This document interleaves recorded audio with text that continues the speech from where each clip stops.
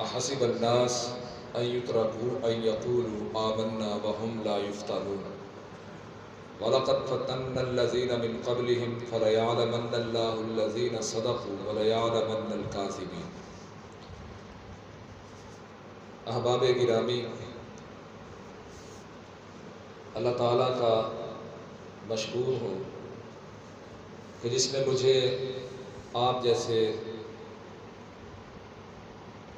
لوگوں کی زیارت کا موقع نصیب فرمایا ہے کہ جو اس کے گھر کو زینت بخشے ہوئے ہیں۔ تھوڑی سی گفتگو ہوگی اور تشریف رکھیے گا، انشاءاللہ العزیز اس کا فائدہ ہوگا۔ حالیہ دنوں میں کرونا وائرس کا ہم شکار ہیں۔ ساری دنیا میں پوری دنیا کا نظام رک چکا ہے، کاروبار بند ہیں۔ امریکہ سے لے کے پاکستان تک اور پاکستان سے لے کے افریقہ کے کسی دور دراز غریب ملک تک آپ تجزیہ کریں تو پوری انسانیت اس وقت پریشان ہے۔ حتیٰ کہ وبا کی شدت کے پیش نظر حرمین شریفین میں بھی داخلہ محدود کر دیا گیا ہے، اور ایک طرف ایران سے آنے والے زائرین کی طرف خیال جاتا ہے اور دوسری طرف تبلیغی جماعت کے احباب کو پکڑ پکڑ کر پابند سلاسل کیا جا رہا ہے، اور کہا یہ جا رہا ہے کہ کورونا کو پھیلانے کا ایک سبب تبلیغی حضرات بھی ہیں۔ ایک دوست ہے ہمارے، مسجد کے نمازی ہیں، جمعہ والے دن یا اس سے ایک دن پہلے فجر کے بعد درس کے بعد میرے پاس بیٹھے اور کہنے لگے کہ میں بہت پریشان ہوا ہوں ایک بات سے۔ میں نے کہا بتائیے پریشانی کیوں آئی آپ کو، آپ کس وجہ سے پریشان ہوئے ہیں؟ فرمانے لگے پریشانی اس لیے آئی ہے کہ مجھے ایک بندے نے یہ کہہ دیا ہے کہ دیکھیے تبلیغی جماعت والے تو اللہ والے ہوتے ہیں، اللہ کی دعوت دیتے ہیں، اب اللہ والوں کو بھی کرونا لاحق ہو گیا ہے۔ آپ کے ذہنوں میں بھی سوال آتا ہوگا کہ کرونا وائرس جو ہے یہ لمس کرنے سے، ہاتھ ملانے سے، سینہ ملانے سے، جسم ملانے سے ایک دوسرے کو منتقل ہوتا ہے۔ تو دیکھیے بیت اللہ بھی بند کر دیا گیا ہے، زائرین شاید اس دفعہ حج نہ کر سکیں، دور دراز سے لوگ بیت اللہ کو نہ جا سکیں، مسجد نبوی میں نہ جا سکیں، سوچ اپنی اپنی ہے۔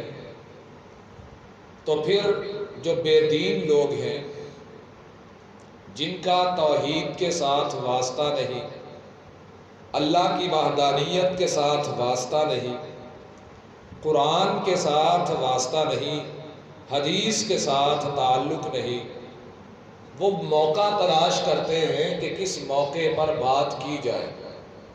ایک نماز پڑھنے والے بندے کو زج کیا جائے، قرآن حکیم کی تلاوت کرنے والے بندے کو زج کیا جائے، پریشان کیا جائے، کوئی نہ کوئی نقطہ ایسا اٹھایا جائے کہ یہ دین سے باغی ہو جائے۔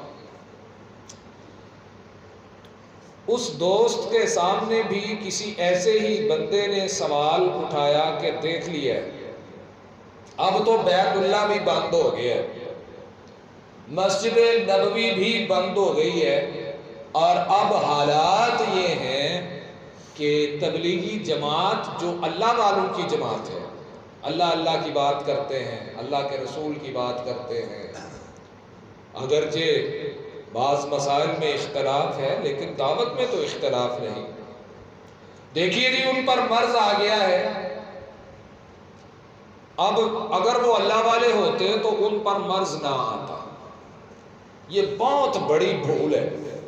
یہ بات میں کلیئر کرنا چاہتا ہوں کہ مرض جب آتا ہے، وبا جب آتی ہے، جب وائرس انسانوں کی ہلاکت کے لیے انسانوں میں پھیلتا ہے، تو پھر نیک کیا بد کیا سب اس کا شکار ہوتے ہیں. یہ بات سمجھنے والی ہے. لیکن اگلی بات کہ جہاں پہ جا کے بڑا جناب اعتراض کرنے کے بعد اور سمجھتے ہیں دیکھیے ساڑھی گل کا جواب ہی نہیں بنیا. ہوں تک مولوی کہتے سن قرآن پاک تو شفاواں لب دیاں نے. استغفر اللہ، اللہ معاف کرے. اب قرآن بدل گیا، اب کیوں نہیں شفائیں ملتی؟ جی ہوتے نا ایسے سوال. تو جواب کیا ہے اس کا؟ یاد رکھیے، سب سے پہلے عذاب اور آزمائش کا فرق سمجھیے. جب آپ کو عذاب اور آزمائش کا فرق سمجھ آ جائے گا، پھر آپ کے ہاتھ میں اس بات کا جواب آ جائے گا کہ بیت اللہ کیوں بند ہے. دور دراز سے چل کے زائرین بیت اللہ الحرام میں کیوں نہیں جا سکتے، اور پوری دنیا کے مسلمان ان دنوں میں روضہ رسول کے پاس جمع کیوں نہیں ہو سکتے. دو چیزیں ہیں، ایک ہے عذاب، ایک ہے آزمائش. عذاب ان پہ آتا ہے جو اللہ کے نافرمان ہوتے ہیں. جو اللہ کے نافرمان ہوتے ہیں، جو اللہ کی آیات کو جھٹلانے والے ہوتے ہیں، عذاب ان پہ آیا کرتا ہے. اور آزمائش تو بیماری کی صورت میں پیغمبر ایوب پہ آ جایا کرتی ہے.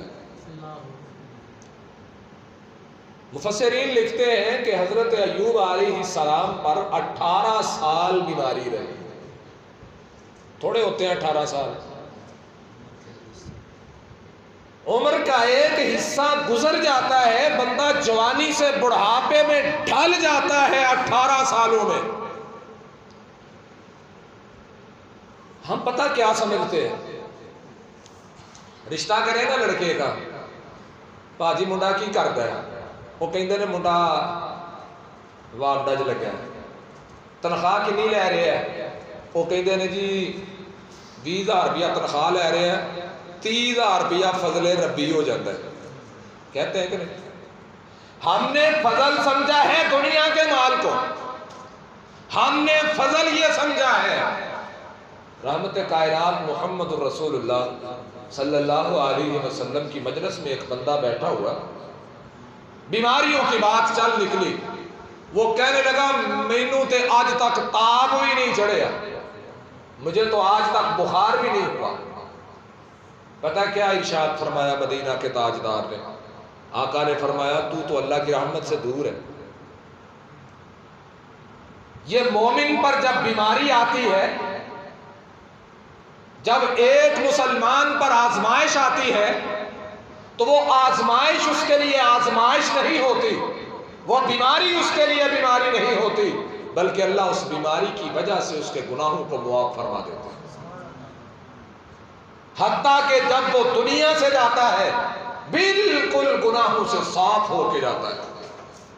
کرونا آئے گا، مومنوں پر بھی آ سکتا ہے، آتا ہے.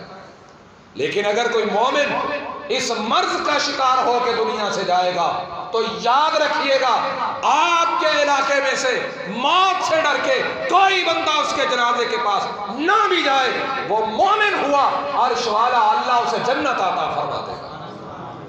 وبا میں مسلمان مر جائے، اللہ شہادت کی موت عطا کرتے ہیں. بندے پریشان پہ پھرتے ہیں. حضرت جی میں نے دیکھا ہے آپ لوگ تو اللہ کے گھر میں بیٹھے ہیں، میں نے کئی نمازی ایسے دیکھے ہیں، میں نے پوچھا وہ کتنے ٹر گئے ہو؟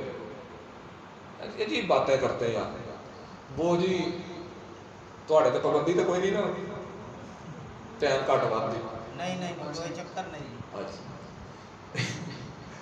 اور میں نے کہا جناب آپ نے مسجد میں کیوں نہیں آتے؟ وہ کہتے ہیں جی کئی لوگ موبائل پہ فون کرتے ہیں، میرے رشتہ دار عزیز وہ کہتے ہیں پیسہ ہوئے تو نخرہ بڑھ جاتا ہے، حسن ہوئے تو نزاکت آ جاتی ہے جی۔ اب جو میرے رشتہ داروں میں مالدار ہیں، تعلیم یافتہ ہیں، وہ مجھے فون کر کے کہتے ہیں مولوی جی اپنی مسجد نمازیاں نو آنکھوں مسجد نہ آیا کرو۔ میں نے کہا میرے اندر ہمت نہیں ہے کہ میں اللہ کے بندوں کو کہو کہ اللہ کے گھر سے واپس چلے جاؤ، یہ تو وہ گھر ہے جہاں پہ اللہ کی رحمتوں کا نزول ہوتا ہے۔ 764 ہجری میں اس دنیا پر وبا آئی تھی طاعون کی صورت میں۔ امام عبد الرحمن القرشی لکھا ہے، کہا اس دور میں جی اس دور میں جب بیماری کے قدم بڑھنا شروع ہوئے، طاعون کا مرض مصر کی گلیوں میں پھیلنا شروع ہوا، مصر کے مسلمانوں نے اللہ کے گھروں کا رخ کر لیا تھا۔ آج اللہ ہم سے اتنا ناراض ہو گیا کہ ہماری مسجدوں سے تالے پڑ چکے ہیں، اور ہر جمعرات کو صدر صاحب کو بھی مصیبت پڑی ہوئی ہے، وزیر اعظم صاحب کو بھی مصیبت بنی ہوئی ہے، وزیر مذہبی امور علماء کو لے کے بیٹھا ہوا ہے۔ جی کیوں بیٹھے ہیں؟ جی ہمارا بیٹھنے کا مقصد یہ ہے سویرے جمعہ، تو پھر کی کریے؟ مولوی جی کوئی دلیل کڈو جمعہ کا ہو جاتا ہوئے، کوئی دلیل نکالو جمعہ گھر ہو جاتا ہو۔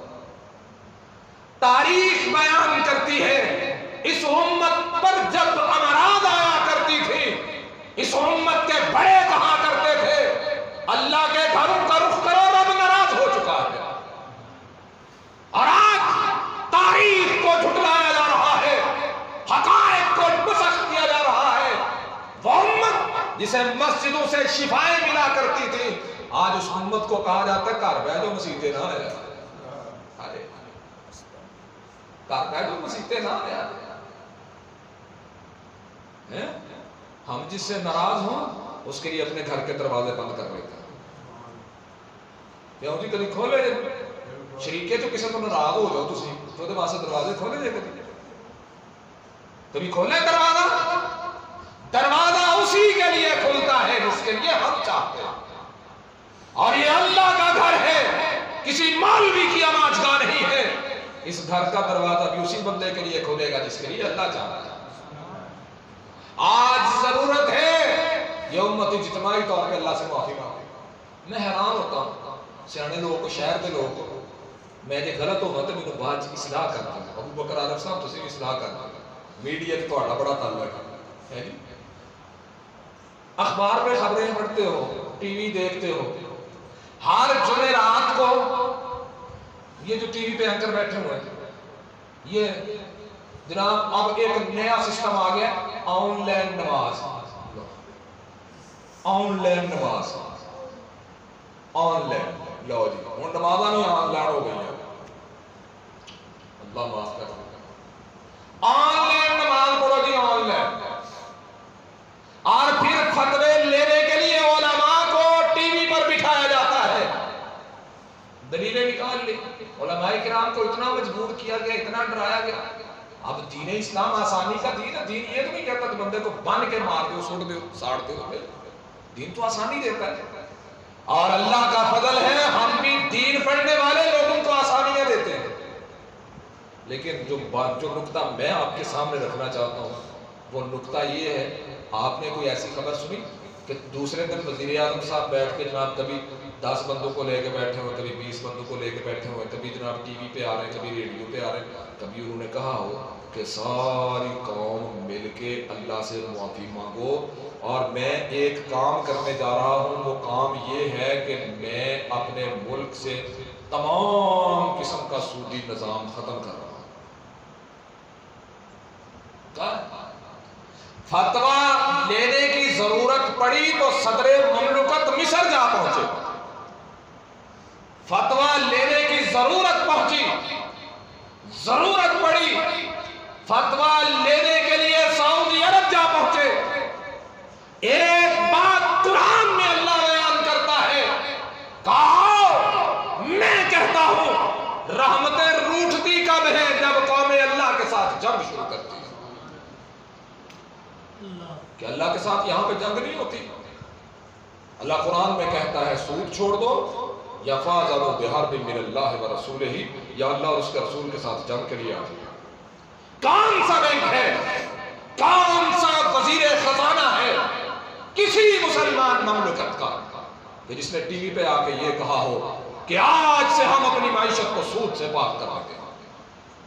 اور پتہ کیا کہتے ہیں؟ ڈراتے ہیں، بچو کرونے کو، بھائی بچے آپ، میں بھی کہتا ہوں بچے، لیکن میں حیران ہوتا ہوں، کہتے ہیں 100 چون ایک بندہ مرد ہے تو وہ پتا کیڑی عمر دا مرد ہے؟ ہوں جا کے ٹی وی تے خبراں ویکھیا جی، رات دیاں خبراں 9 بجے ویکھیا جی، تے پتا کیڑے کیڑے مرے ہون گے اج کرونے دے مریض؟ ایک دی عمر 80 سال ہوے گی، ایک دی 70 سال ہوے گی، ایک دی 60 سال ہوے گی۔ وہ جنہیں کھا ہنڈا لیا، سب کچھ کر کرا لیا، وہ جڑا اولاد تے وہ اس دنیا تو ٹر گیا، تانوں کی تکلیف ہو گئی؟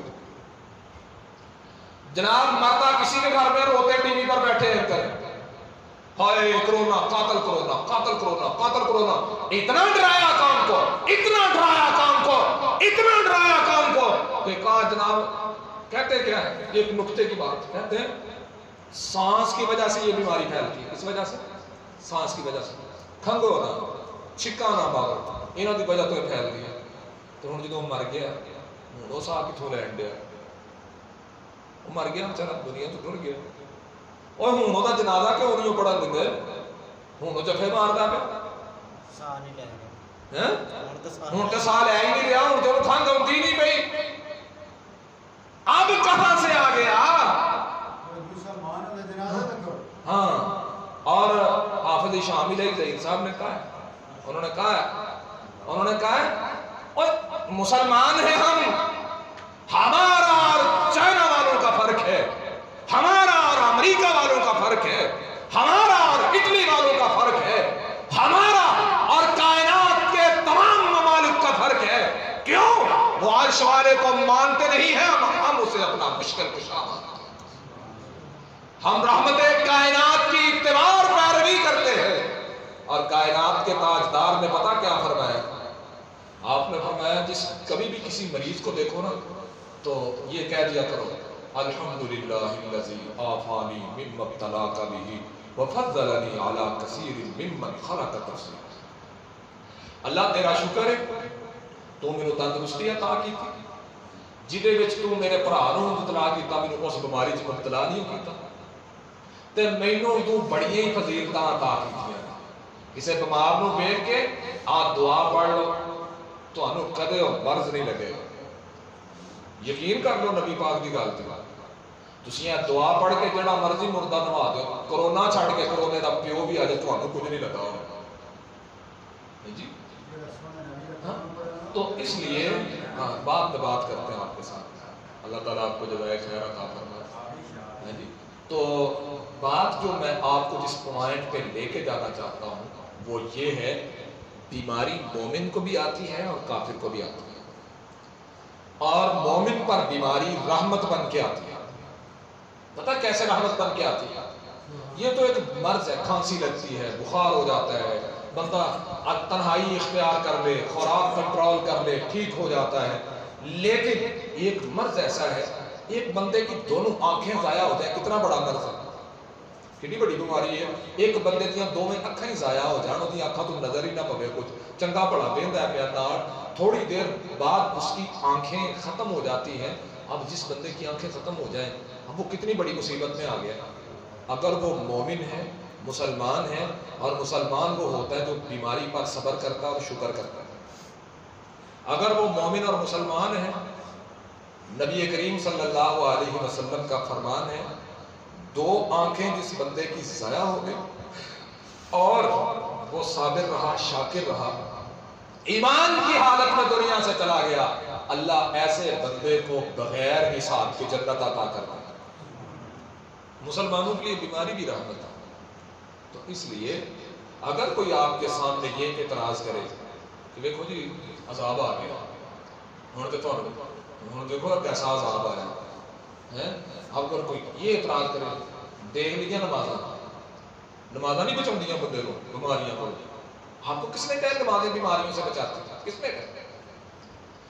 نمازیں برائی اور بے حیائی سے بچاتی ہے، نمازیں اللہ کی نافرمانی سے بچاتی ہے. اور بیماری تو پیغمبر کو بھی آ جاتی ہے. نبی علیہ السلام نے فرمایا کہ جس کے ساتھ اللہ کو